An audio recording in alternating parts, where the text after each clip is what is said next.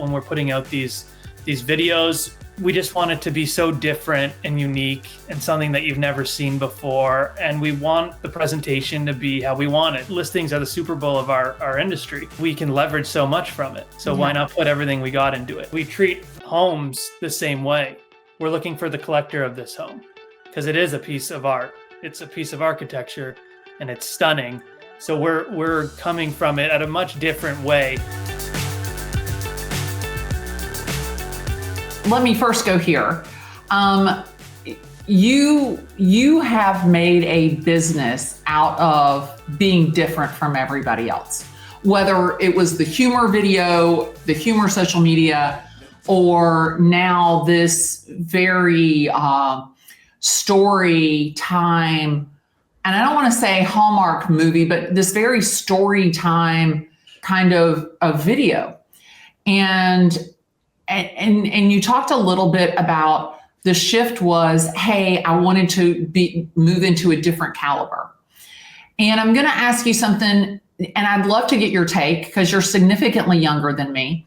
And I always think that maybe like, oh, well, maybe you're just too old to appreciate. There's a lot of real estate video being put out that is racy, off color, tongue in cheek, not necessarily by the listing agent. These are agents that, take your listing at 123 Banana Street and either go preview it and shoot video or something like that. What are your thoughts on that? Do you have like a position or like it doesn't bother you? You think it's great? Where are you on that?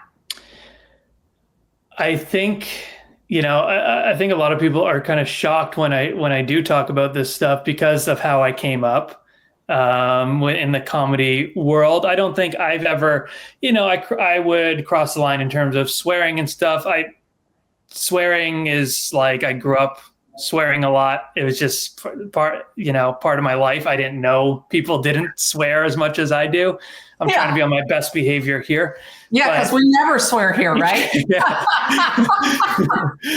But it's when I see some of it now, I've been doing the content since 2019. And when I see some of it now, I just say to myself, like, what's the end goal? I don't understand your end goal here. Yeah. Shock factor is fine, but if you're just going for virality, I don't think it's the move. I don't think we should be going just to go viral. And also, it's by any means necessary. And like you said, some of the stuff I've seen is very off color and borderline offensive. And I don't get offended at really anything, but I could see how other people would at certain things. And especially the ones right now where they're actually like making fun of the house. I don't know if you've seen some of those. Oh, yeah. I just don't, by any means necessary. And I just don't believe in this business, at least, that all publicity is good publicity. Because where do you go? Okay, you get 1 million views from a negative post. So then what? Yeah. I don't. So I'm not, if it's done tastefully and it's funny and stuff like that, I love it. I started doing this in like the comedy part. I love comedic commercials that, when I would watch a commercial, the comedy ones would always draw me to the commercial. So that was my mindset.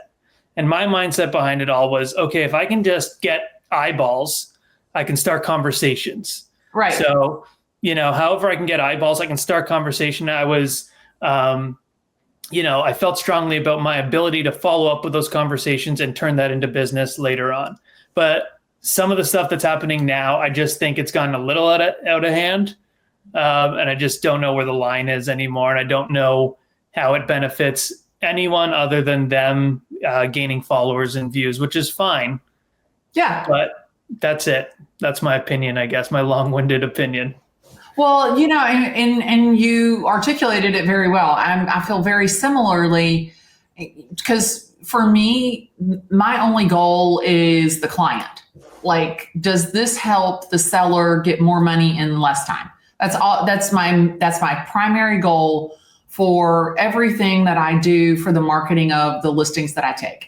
And so I find it very interesting that some of the things have kind of just gone in a very different direction.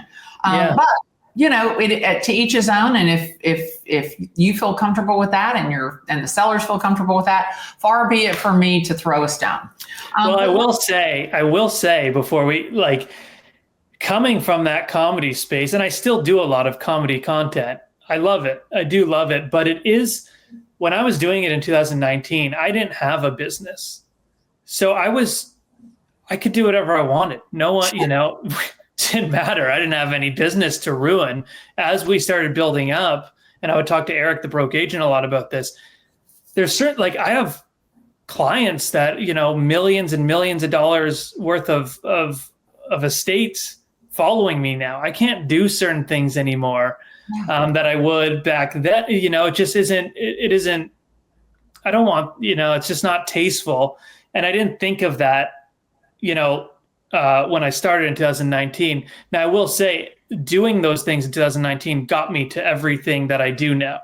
100%. Everything that I did prior has got me here, but it was a bit of a learning curve, and it was a little hard to break out of that funny guy gimmick.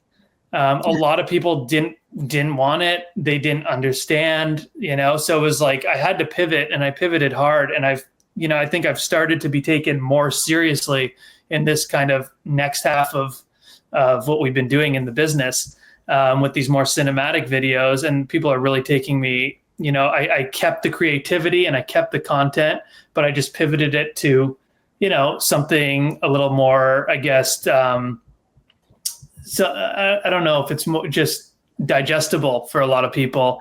And I still think it's different and creative, and I actually prefer doing it more than the other stuff.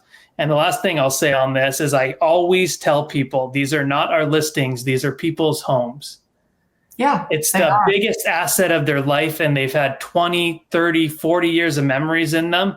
And to go in there and talk about it being I don't get it. It's not that's for you, the content creator. That's not for your client.